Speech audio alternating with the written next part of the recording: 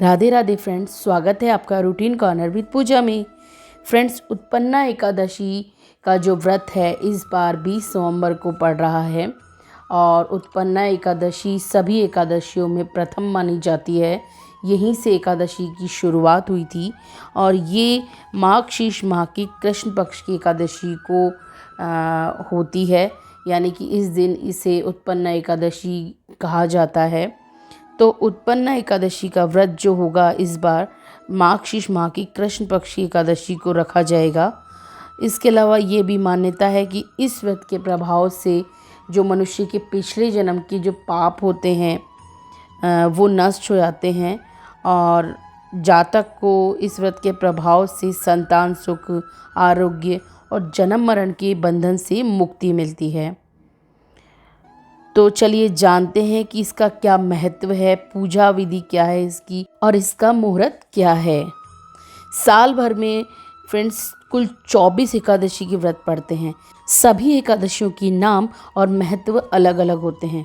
आमतौर पर जब किसी को एकादशी का व्रत रखना होता है तो वो किसी भी शुक्ल पक्ष की एकादशी से इस व्रत की शुरुआत कर देते हैं, लेकिन वास्तव में हमें इसी एकादशी के व्रत से यानी कि उत्पन्ना एकादशी के व्रत से एकादशी की शुरुआत करनी चाहिए। इसे ही पहली एकादशी माना जाता है। तो अब चलिए जान लेते हैं उत्पन्ना एकादशी का मुहूर्त क्या रहेगा। तो माघ माह के कृष्ण पक्ष की एकादशी तिथि 19 नवंबर सुबह 10:29 से लेकर 20 नवंबर को सुबह 10:41 तक रहेगी। जबकि एकादशी के व्रत का जो पारण होगा यानी कि कब खोला जाएगा, वो खोला जाएगा 21 नवंबर को सुबह 6:40 से लेकर सुबह 8:47 तक। ये जो एकादशी है ये बहुत ही खास मानी जाती है। तो ये खास क्यों है, ऐसा इसमें क्या है, तो ये जान लेते हैं। तो व्रतों में सर्वाधिक जो महत्वपूर्ण व्रत जो होता है ना, वो एकादशी का होता है। एकादशी का नियमित व्रत रखने से मन की जो चंचलता है वो ख़त्म हो जाती है, धन और आरोग्य की प्राप्ति होती है और अगर किसी व्यक्ति में हार्मोन की समस्या है तो वो भी ठीक हो जाती है और मनोरोग भी दूर होते हैं। उत्पन्ना एकादशी का व्रत आरोग्य, संतान प्राप्ति और मोक्ष के लिए किया जाता है।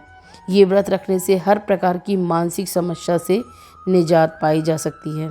और अब इसकी पूजा विधि। तो एकादशी के दिन ब्रह्म मुहूर्त में उठकर सबसे पहले हमें व्रत का संकल्प लेना चाहिए।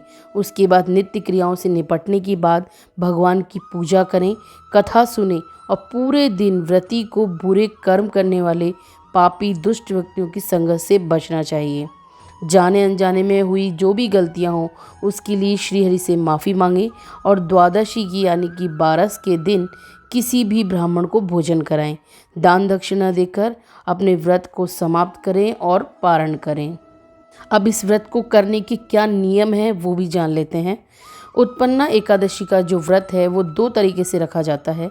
ये व्रत निर्जला और फलाहारी या जलीय रखा जाता है। निर्जल व्रत को स्वस्थ व्यक्ति को ही रखना चाहिए। अन्य लोगों को फलाहारी या जलीय व्रत रखना चाहिए, यानी कि फलाहार करके और जल ग्रहण करके। इस व्रत में दशमी को रात में भोजन नहीं करना चाहिए और एकादशी को सुबह श्री कृष्ण की पूजा करनी चाहिए। इस व्रत में सिर्फ फलों का ही भोग लगाया जाता है। इस दिन केवल जल और फल का ही सेवन किया जाता है। इस एकादशी पे हमें किस तरह से ध्यान पूजा पाठ करनी चाहिए, तो हमें उसके लिए प्रातःकाल पति पत्नी को संयुक्त रूप से श्री कृष्ण की उपासना करनी चाहिए। उन्हें पीले फल, पीले फूल, तुलसी का दल और पंचामृत अर्पित करना चाहिए। इसके बाद संतान गोपाल मंत्र का जाप करें। मंत्र ये होगा, ध्यान से सुनिएगा। ओम क्लीम देवकी सुत गोविंद वासुदेव जगतपते देहि में तनियम कृष्ण त्वामहम शरणम गता। दोबारा मैं एक बार फिर दोहरा देती हूँ। ओम क्लीम देवकी सुत गोविंद वासुदेव जगतपते देहि में तनियम कृष्ण त्वामहम शरणम गता। पति पत्नी एक साथ फल और पंचामृत ग्रहण करें और इस व्रत को पूर्ण करें। तो फ्रेंड्स, इस तरीके से आप इस व्रत को पूर्ण कर सकते हैं और मुझे कमेंट बॉक्स में आप लिख के बता भी सकते हैं कि मेरे द्वारा जो आपको दी गई जानकारी है उत्पन्ना एकादशी व्रत के बारे में, वो आपके लिए हेल्पफुल रही या नहीं।